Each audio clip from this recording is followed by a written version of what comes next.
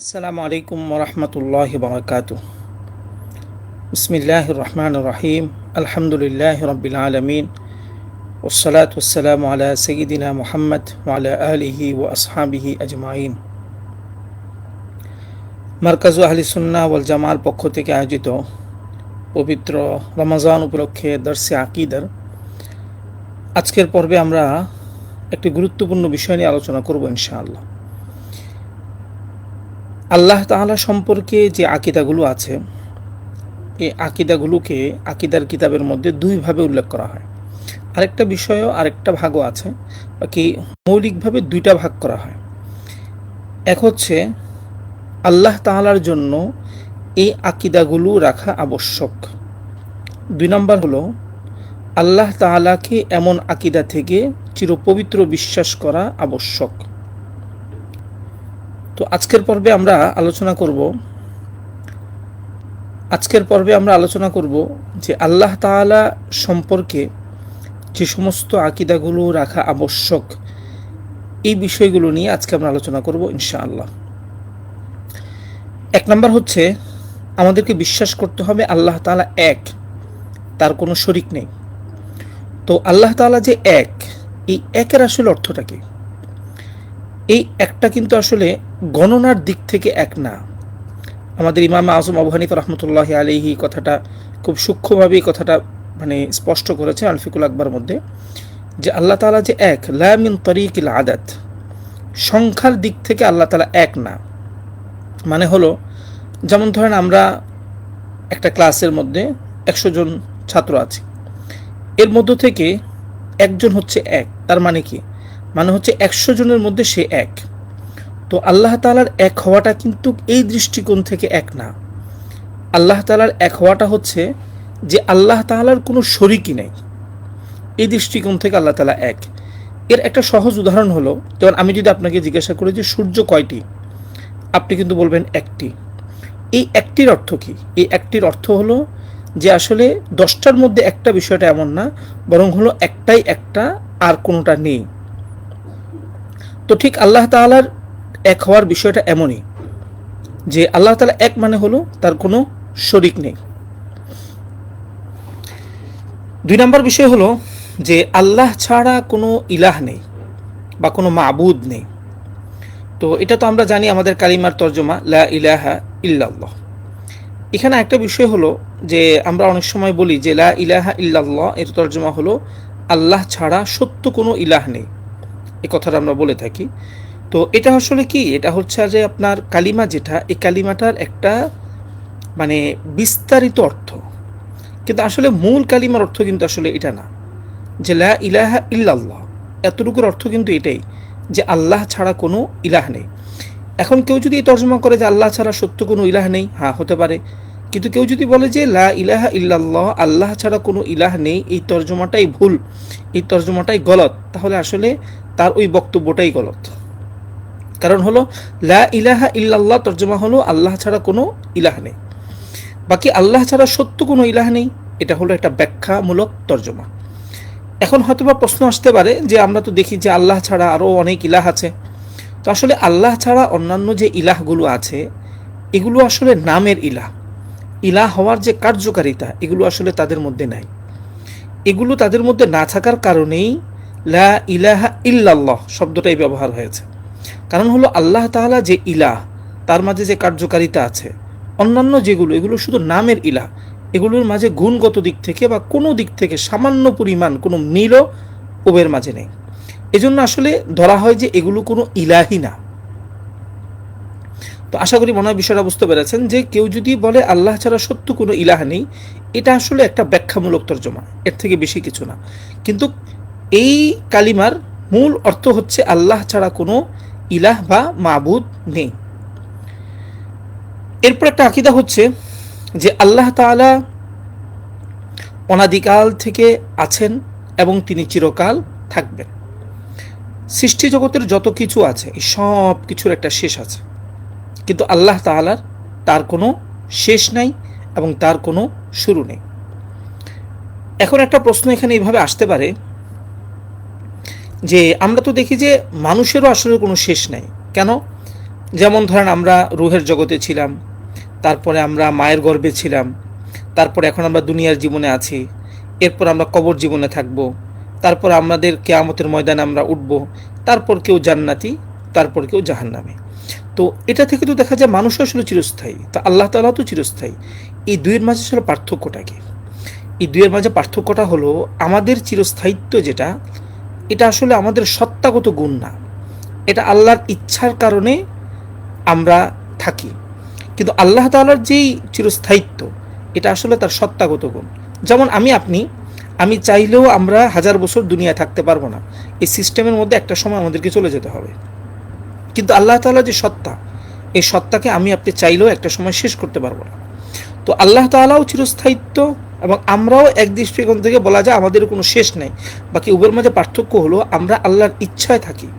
আল্লাহ আমাদেরকে যতদিন ইচ্ছা দুনিয়া রাখবেন, এরপর আবার যখন ইচ্ছা হবে তিনি আমাদের কবর জগতে নিয়ে যাবেন, আবার যখন ইচ্ছা হবে তখন তিনি আমাদেরকে কিয়ামতের ময়দানে উঠাবেন, আবার যখন ইচ্ছা হবে তখন তিনি আমাদেরকে কাউকে জান্নাতে কাউকে জাহান্নামে নেবেন। তো এই যে আমাদের একটা পরিবর্তন, এটা আসলে আল্লাহ তাআলার ইচ্ছাই হয়ে থাকে। তো আশা করি মনে বুঝতে পেরেছেন যে আমাদের চিরস্থায়িত্ব আর আল্লাহ চিরস্থায়িত্বের মাঝে পার্থক্যটা কি। এরপর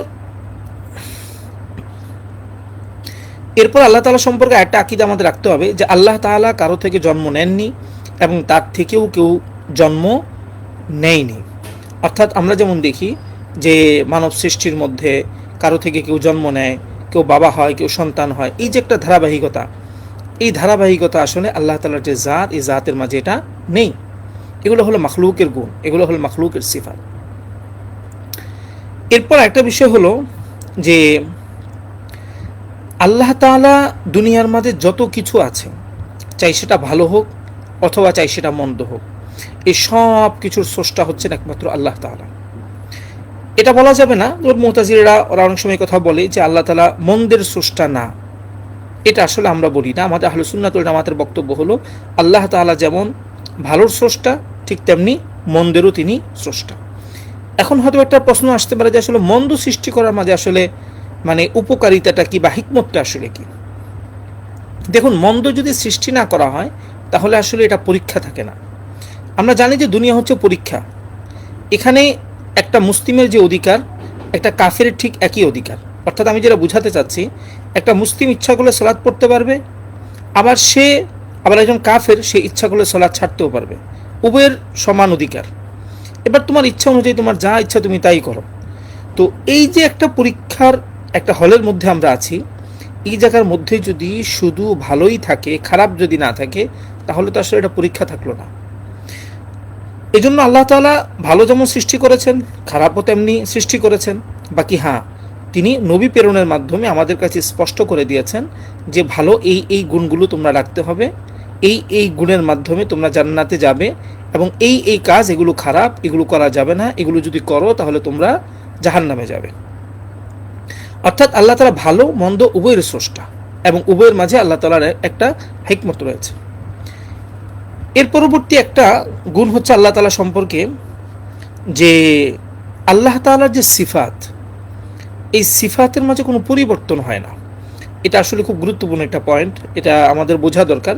ইমাম তাহাবী রহমতুল্লাহি আলাইহি ওনার আকীদার কিতাবের মধ্যে এনেছেন যে এমন না যে আল্লাহ তাআলার কোনো একটা গুণ বিশ্বজগৎ সৃষ্টির আগে ছিল না, বিশ্বজগৎ সৃষ্টির পর তার সেই গুণ অর্জিত হয়েছে, বিষয়টা এমন না। আমরা যেটা মানি আল্লাহ তাআলার জাত এবং সিফাত বিশ্বজগৎ সৃষ্টির আগে পরিপূর্ণ ছিল, বিশ্বজগৎ সৃষ্টির পর তার সত্তার মাঝে কোনো পরিবর্তন হয়েছে বা কোনো গুণের বৃদ্ধি হয়েছে, এটা অসম্ভব। এটা আমরা যারা হানাফি আকীদা লালন করি, আমরা এই সমস্ত আকীদা আমরা রাখি না। এখন এখানে একটা বিষয়, সেটা হলো দেখবেন আপনি আমার সালাফি ভাই যারা, তারা বলবেন যে আল্লাহ তাআলা আরশে ইস্তাওয়া, এটা হলো আল্লাহ তাআলার একটা গুণ, বা তিনি আরশের উপর উঠেছেন, বা তিনি আরশের উপর থাকেন। এই যে গুণটা, এই গুণটা কি আল্লাহ তাআলার বিশ্বজগৎ সৃষ্টির আগে ছিল? কখনোই ছিল না। কেন ছিল না? কারণ হলো বিশ্বজগৎ সৃষ্টির আগে তো আরশই ছিল না। আরশ যদি নাই থাকে তাহলে আরশের উপর তিনি থাকবেন কিভাবে? তার মানে বোঝা গেল আরশ সৃষ্টির পর আল্লাহ তাআলার মাঝে একটা গুণ তৈরি হয়েছে বা গুণ এসেছে, যেই গুণটা আসলে আল্লাহ তাআলার আগে ছিল না। এটা হলো একটা গুমরাহি আকীদা। আমরা আহলুস সুন্নাত ওয়াল জামাত এই ধরনের বক্তব্য আমরা বলি না। তো এটা সালাফিদের মধ্যে অনেকেরই বক্তব্য আছে যে বিশ্বজগৎ সৃষ্টির মাধ্যমে আল্লাহ তাআলার গুণের মাঝে পূর্ণতা এসেছে। নাউজুবিল্লাহি মিন যালিক। এটা মারাত্মক পর্যায়ের একটা গুমরাহি। কারণ হলো আল্লাহ তাআলা বিশ্বজগৎ সৃষ্টির আগেই পূর্ণ ছিলেন, বিশ্বজগৎ সৃষ্টির মাধ্যমে আল্লাহ তাআলা গুণের মাঝে পূর্ণতা এসেছে, বিষয়টা এমন না। বরং আল্লাহ তাআলা সকল গুণ অনাদিকাল থেকেই পরিপূর্ণ। বাকি হ্যাঁ, আল্লাহ তাআলা যখন চেয়েছেন তখন সেই গুণের প্রকাশ ঘটেছে, কিন্তু সেই গুণের কারণে আল্লাহ তাআলার বা সেই সৃষ্টির কারণে আল্লাহ তাআলা গুণের মাঝে কোনো পূর্ণতা এসেছে, এটা অসম্ভব। তো এই জন্য আমার সালাফি ভাইরা যে একটা কথা বলেন যে আসলে আল্লাহ তাআলা আরশ সৃষ্টির আগে আরশে ছিলেন না, আরশ সৃষ্টির পর আরশে উঠেছেন বা থাকেন সেখানে, এই গুণটা আসলে আল্লাহ তাআলার পরবর্তীতে অর্জিত হয়, যে গুণটা আসলে আল্লাহ তাআলার আগে থেকে ছিল না। এটা হলো সালাফিদের একটা গুমরাহির বড় একটা কারণ। আমাদের ইমাম তাহাবী রহমতুল্লাহি আলাইহি স্পষ্ট আকারে লিখে দিয়েছেন যে আল্লাহ তাআলা সৃষ্টি করার পর তার মাঝে এমন কোনো গুণ অর্জিত হয়নি যে গুণটা তার আগে ছিল না। তো আমাদের এই আকীদা রাখতে হবে যে আল্লাহ তাআলা সম্পর্কে যে গুণগুলো আছে, এই গুণগুলো নিয়ে সামনে দর্শে আমরা আলোচনা করবো ইনশাআল্লাহ। তো আল্লাহ তাআলার কোনো গুণই এমন না যে বিশ্বজগৎ সৃষ্টির পর আল্লাহ তাআলার মাঝে এই গুণটা অর্জিত হয়েছে, বরং আমাদের বিশ্বাস হলো আল্লাহ তাআলা তার সকল গুণ সহ অনাদি, এবং বিশ্বজগৎ সৃষ্টির পর আল্লাহ তাআলার মাঝে কোনো গুণ মানে বৃদ্ধি পায়নি। এরপর একটা বিষয় হলো যে আমরা ইবাদতের একমাত্র উপযুক্ত মনে করব আল্লাহ তাআলাকে, অর্থাৎ আমরা একমাত্র ইবাদত করব আল্লাহ তাআলার, এছাড়া অন্য কারো কোনো ইবাদত আমরা করব না। এরপর একটা আকীদা হলো যে আল্লাহ তাআলার সকল কিছু সম্পর্কে তিনি অবগত এবং তিনি জানেন। এখানে একটা বিষয় যে আকীদার মধ্যে বিশ্বজগতের মধ্যে যত কিছু আছে এই সব কিছুকে তিনটা ভাগে ভাগ করা হয়। একটা হচ্ছে ওয়াজিব, মানে হলো যার থাকাটা অপরিহার্য। একটা হচ্ছে মুস্তাহিল, মানে হলো যার হওয়াটা অসম্ভব। আরেকটা হচ্ছে মুমকিন, মুমকিন মানে হতেও পারে নাও হতে পারে। উদাহরণস্বরূপ ওয়াজিব মানে হলো যার থাকাটা অপরিহার্য। আমরা যদি আমাদের বিশ্বজগতের দিকে তাকাই তাহলে আমরা দেখব যে প্রত্যেকটা কিছুরই পেছনে একজন মানে কারিগর আছেন, হয় সে পরিচালনা করছেন বা তিনি এটাকে সৃষ্টি করেছেন, যে কোনো কিছু আছে। তো সংক্ষেপে বললে এর পিছনে আমরা বলতে পারি যে একজন স্রষ্টা অবশ্যই আছেন যিনি ওয়াজিব, অর্থাৎ যার থাকতেই হবে। এক। দুই নাম্বার যেটা মুস্তাহিল, অর্থাৎ অসম্ভব। যেটা অসম্ভব কোনটা? যেমন ধরেন রাত দিন, যে এটাকে আল্লাহ তাআলা নিজ ক্ষমতা অসম্ভব করে রেখেছেন, এগুলা কখনো মুমকিন হবে না, অর্থাৎ সম্ভব এর মধ্যে ঢুকবে না। সম্ভব কোনটা? যেমন ধরেন আমি আসতেও পারতাম, নাও আসতে পারতাম, কিন্তু আল্লাহ তাআলা আমাকে দুনিয়ায় পাঠিয়েছেন। অনুরূপভাবে একজন ভাই ছেলে, সে মেয়েও হতে পারতো, আল্লাহ তাআলা তাকে ছেলে বানিয়েছেন। আরেকজন মেয়ে, আল্লাহ তাআলা তাকে ছেলে বানাতে পারতেন, তাকে মেয়ে বানিয়েছেন। অর্থাৎ সম্ভাব্য মানে হলো যেই জিনিসের মধ্যে যে গুণটা আমরা দেখি এবং আমরা চিন্তা করলে মানে বুঝতে পারি যে এই গুণটা এটার মধ্যে আছে, ইচ্ছা করলে এই গুণটা ভিন্ন কিছু হতে পারতো, এইগুলো সবগুলোকে বলা হয় মুমকিন। তো এই কথাটা যদি একটু মনে রাখি তাহলে আল্লাহ তাআলার সিফাতগত বিষয়গুলো বুঝতে আমাদের জন্য অনেক সহজ হবে। আজকে খুব সংক্ষিপ্তভাবে আসবে, সামনের আলোচনাতে আরও বিস্তারিত রূপে আসবে ইনশাআল্লাহ। তো আল্লাহ তাআলার যে জ্ঞান, এই জ্ঞানের সম্পর্ক আসলে তিন প্রকারের সাথে। মানে হলো আল্লাহ তাআলা যেমন জানেন কোনটা ওয়াজিব, ঠিক তেমনি আল্লাহ তাআলা জানেন কোনটা মুমকিন, ঠিক তেমনি আল্লাহ তাআলা জানেন কোনটা মুস্তাহিল। তিন প্রকার সম্পর্কে আল্লাহ তাআলা পূর্ণরূপে অবগত। এখানে একটা বিষয় হলো আল্লাহ তাআলার জানা, এই জানা কিন্তু আসলে কখনো কর্মের উপর প্রভাব ফেলে না। যেমন ধরেন আল্লাহ তাআলা আগে থেকেই জানেন যে আজকে আমাদের এই বিষয়ে একটা আলোচনা হবে, কিন্তু বিষয়টা এমন না আল্লাহ তাআলা জানেন বিধায়ী এই কাজটা হচ্ছে, বিষয়টা আসলে এমন না। বিষয়টা হলো এমন যে আল্লাহ তাআলা জানেন কবে কি হবে, কোন মানুষ তার নিজ ইচ্ছায় কি কাজ করবে, এই বিষয় সম্পর্কে আল্লাহ তাআলা আগে থেকেই জানেন এবং সেইভাবে সেই কাজগুলো হয় এবং হচ্ছে। তো আল্লাহ তাআলা যে জ্ঞানের যেই গুণটা, এই জ্ঞানের গুণ তিন প্রকারের সাথে সম্পৃক্ত। অর্থাৎ আল্লাহ তাআলা যেমন জানেন ওয়াজিব কোন জিনিস, অর্থাৎ যা থাকা অপরিহার্য, আবার অসম্ভব কোন জিনিস সেটাও তিনি জানেন। অনুরূপভাবে কোন জিনিস মুমকিন, অর্থাৎ হতেও পারে নাও হতে পারে, সে সম্পর্কেও তিনি পূর্ণ অবগত। এরপর হলো আল্লাহ তাআলা সব কিছুর উপর পূর্ণ ক্ষমতাবান। এখানে আমাদের একটু বুঝতে হবে যে এই যে ক্ষমতার যে গুণটা, এই ক্ষমতার গুণটা আসলে কোন প্রকারের সাথে সম্পৃক্ত। আমরা যদি আমরা আকীদার কিতাবের মধ্যে যেভাবে উল্লেখ হয় সেটা হলো যে ক্ষমতা যে জিনিসটা, এটা আসলে শুধু মুমকিন জিনিসের সাথে সম্পৃক্ত, এবং মুমকিনের মধ্য থেকে সকল কিছুর সাথে সম্পৃক্ত না, এটা শুধু মুমকিনের মধ্য থেকে যা ভালো তার সাথে সম্পৃক্ত। মানে হলো, যেমন ধরেন আমি আপনি কথা বলতে পারবো না যে আল্লাহ মিথ্যা কথা বলার ক্ষমতা রাখেন, কিন্তু আল্লাহ তাআলা বলেন না, নাউজুবিল্লাহি মিন যালিক। অথবা আল্লাহ তাআলা মানে কোনো একটা মন্দ কাজ করার ক্ষমতা রাখেন, নাউজুবিল্লাহি মিন যালিক, কিন্তু তিনি সেটা করেন না। মানে হলো ক্ষমতার যে সম্পৃক্ততা, এই সম্পৃক্ততা হবে শুধু একমাত্র জায়েজ জিনিসের সাথে, না জায়েজ এই জিনিসের সাথে কখনো মানে ক্ষমতার সম্পর্ক আসবে না। তো এখন আমরা কি বলবো যে আল্লাহ তাআলা ওই সমস্ত বিষয়ের মধ্যে অক্ষম? না, আসলে বিষয়টা অক্ষমের এখানে কোনো বিষয় না। এখানে বিষয়টা হলো আল্লাহ তাআলা ওই বিষয়ের সাথে ওই বিষয়গুলোকে আল্লাহ তাআলা নিজের ক্ষমতায় তিনি নিজের জন্য এগুলোকে অসম্ভব করে রেখে দিয়েছেন। তেমন ধরেন কেউ বলল যে আল্লাহ তাআলা কি আল্লাহর মতো আরেকজন কাউকে বানাতে পারেন? দেখেন, এই জায়গাটা আল্লাহ তাআলা এটা মুস্তাহিলের সম্পর্ক, অর্থাৎ এটা অসম্ভব বিষয়। কারণ আল্লাহ তাআলা যাকে বানাবেন সে অবশ্যই আল্লাহর অনুগত হবে, কারণ সে মাখলুক, মাখলুক সবসময় খালেকের অনুগত হয়। তো সে কখনো তার ক্ষমতাশীল তার মতো ক্ষমতায় আসবে না। তো এই যে জায়গাটা, এই জায়গাটা আসলেই একটা অসম্ভব জিনিস। আরেকটু সহজে আমি আপনাদেরকে বলি, যেমন ধরেন মানে কোনো নাস্তিক যদি আপনাকে প্রশ্ন করে তাহলে তো আল্লাহ তাআলা অক্ষম হয়ে গেল। আপনি তাকে বলতে পারেন যে ভাই মানে ত্রিভুজ তো আপনি বুঝেন, হ্যাঁ বুঝি, এই ত্রিভুজকে আপনি একটা বৃত্ত বানান তো, অথবা এমন একটা বৃত্ত বানান যেটা ত্রিভুজ হবে, দেখবেন সে বলবে যে এটা তো কখনো সম্ভব না। তা আসলেই তো সম্ভব না, বিষয়টা এমনই। এখন যদি আপনি আমাকে বলেন যে ভাই আপনি তো তাহলে পারতেছেন না, আপনি তো তাহলে বানাতে পারছেন না, এটা তো হলো আপনার মূর্খতা। এগুলো আসলে কখনো হয় না। আল্লাহ তাআলা নিজ ক্ষমতায় ত্রিভুজকে ত্রিভুজের মতো বানিয়ে রেখেছেন, বৃত্তকে বৃত্তর মতো বানিয়ে রেখেছেন। এখন এমন একটা বৃত্ত হবে যেটা আবার ত্রিভুজ হবে, এটা অসম্ভব, এটা কখনো হয় না। তো এটা কিভাবে? আল্লাহ তাআলা নিজ ক্ষমতা এগুলোকে অসম্ভব বানিয়ে রেখেছেন। যেমনিভাবে আল্লাহ তাআলা অসম্ভব বানিয়ে রেখেছেন তার মতো কোনো একজন স্রষ্টা হওয়াকে, স্ত্রী গ্রহণ করা, সন্তান গ্রহণ করা, মিথ্যা বলা, জুলুম, এই সমস্ত জিনিসগুলো আল্লাহ তাআলা নিজ ক্ষমতা অসম্ভব করে রেখেছেন। সুতরাং এগুলো মুমকিনের মাঝে কখনো ঢুকবে না। অর্থাৎ বিষয়টা এমন না যে আল্লাহ তাআলা পারেন আবার পারেনও না, বাকি হ্যাঁ তিনি এটা করবেন না, বিষয়টা আসলে এমন না। তো আল্লাহ তাআলা যে ক্ষমতা, এই ক্ষমতার সম্পর্ক হলো মুমকিনের সাথে, এবং ওই যে মুমকিনের মধ্য থেকে সব না, শুধু জায়েজ যে সমস্ত জিনিস সেগুলোর সাথে ক্ষমতার সম্পৃক্ততা হয়। আর মন্দ যেগুলো সেগুলো থেকে আল্লাহ তাআলা চিরপবিত্র, এবং আল্লাহ তাআলা সেগুলোকে নিজ ক্ষমতায় সেগুলোকে অসম্ভব করে রেখেছেন। এরপর একটা হলো আরেকটা আকীদা হলো যে আল্লাহ তাআলা সব কিছু শোনেন এবং আল্লাহ তাআলা সব কিছু দেখেন। দেখেন, আমাদের শোনা এবং দেখার মাঝে অনেক সীমাবদ্ধতা আছে। যেমন আপনি আমাকে দেখছেন একটা দূরত্ব, তারপরে ধরেন আপনার সামনে যে দেয়াল আছে, ওই দেয়ালের ওপাশে কি আছে আপনি সেটা দেখতে পাচ্ছেন না। আপনার মানে যতটুক মধ্যে আপনি শোনার ক্ষমতা রাখেন, এতটুকুর বাহিরে যে আওয়াজ হচ্ছে সে আওয়াজ কিন্তু আপনি শুনতে পাচ্ছেন না। অথবা যদি আমাদের চোখে কোনো সমস্যা থাকে তাহলে আমরা দেখতে পাই না, আবার যদি আমাদের কানে কোনো সমস্যা থাকে তাহলেও আমরা শুনতে পাই না।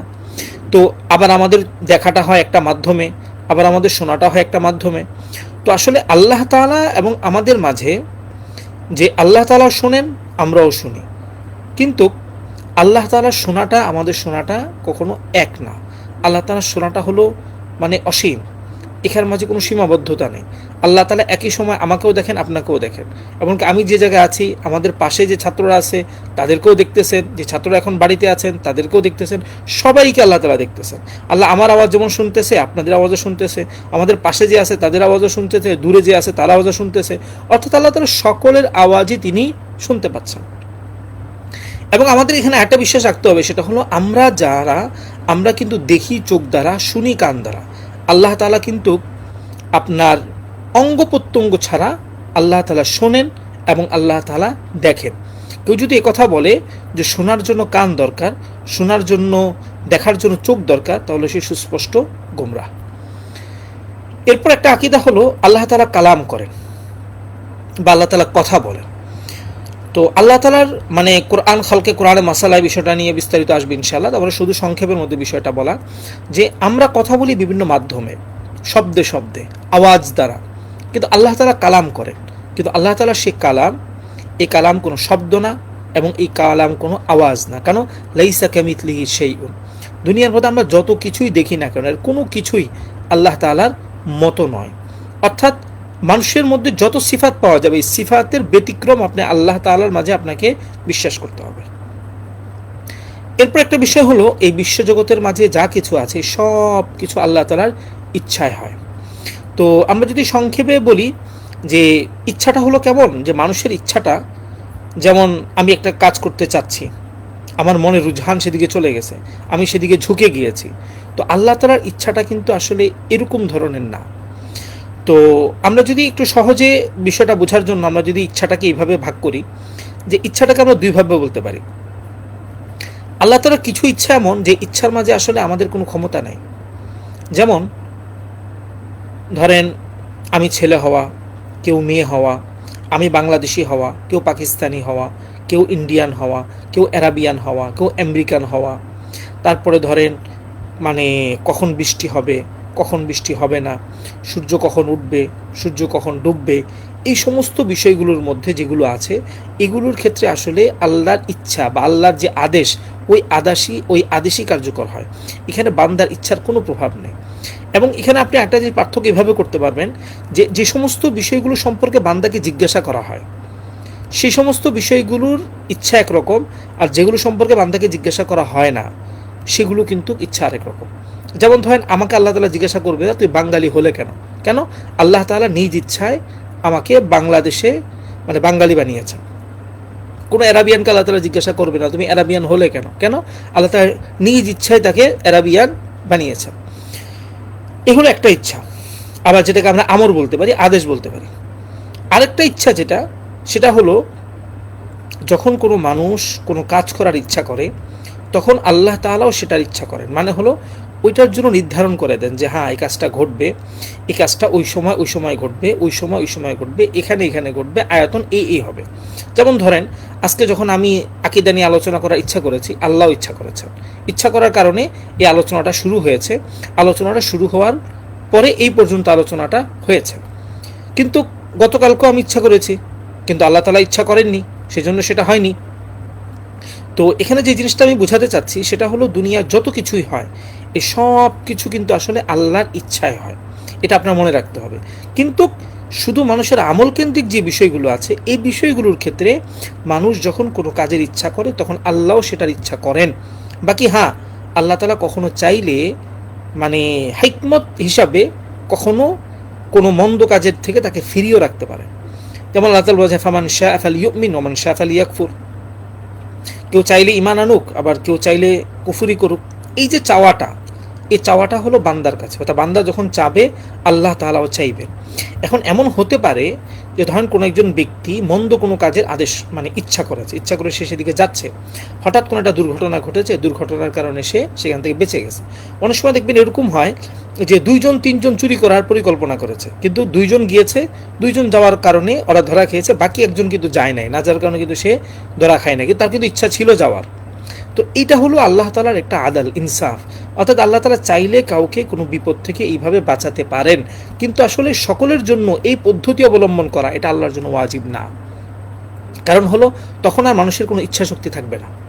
কেউ নামাজ পড়া ইচ্ছা করেছে, আল্লাহ ইচ্ছা করেছে, বাস তখন সেটা বাস্তবায়িত হয়েছে। কেউ নামাজ পড়া ইচ্ছা করেছে, আল্লাহ ইচ্ছা করেছেন, তখন সেটা কি হয়েছে, যে নামাজ পড়ে নাই ওইটা বাস্তবায়িত হয়েছে। কিন্তু এখন যদি এরকম হয় যে আল্লাহর যে ইচ্ছাটা, এই ইচ্ছাটা কিন্তু আসলে এমন না যে মানুষের যেমন ইচ্ছা সেটা কিন্তু না, তাকসিস করে দেওয়া, অর্থাৎ ব্যক্তিকে যে স্বাধীনতা দিয়েছে ওই স্বাধীনতাটা বোঝানোর জন্য মূলত আল্লাহ তাআলা সব কিছু মানে নিজ ইচ্ছা আল্লাহর ইচ্ছাই হয়, বাকি তার সাথে সাথে বান্দার যে ইচ্ছা এই ইচ্ছাটাও সেখানের মধ্যে থাকে। কোথায়?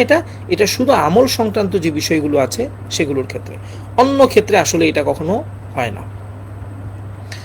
তো তারপরও মানে সংক্ষিপ্তভাবে বিষয়টা বললাম, ইনশাল্লাহ দেখি সামনে যখন বিস্তারিত আসবে তখন একটু ভালোভাবে বলার চেষ্টা করবো ইনশাল্লাহ। এবং আমাদের আজকের সবকের যে সময় সেটাও আসলে শেষ হয়ে গিয়েছে। তো আল্লাহ তাআলা আমাদেরকে আজকে যে আকিদাগুলো জানলাম এই আকিদাগুলো সম্পর্কে বা এই আকিদাগুলো যথাযথভাবে আল্লাহ তাআলা সম্পর্কে রাখার তৌফিক দান করুক। এবং আগামী সবকের মধ্যে ইনশাআল্লাহ আমরা আলোচনা করব আল্লাহ তাআলা সম্পর্কে কোন কোন আকিদাগুলো আমাদেরকে রাখা যাবে না। আল্লাহ তাআলা আমাদের সকলকে প্রকৃত সহিহ আকিদা গ্রহণের তৌফিক দান করুক এবং প্রকৃত সহিহ আকিদা সহ আল্লাহ তাআলা আমাদের সকলকে কবরে যাওয়ার তৌফিক দান করুক। আমিন। ওয়া আখিরু দাওয়ানা আনিল হামদুলিল্লাহি রাব্বিল আলামিন। আসসালামু আলাইকুম ওয়া রাহমাতুল্লাহি ওয়া বারাকাতুহু।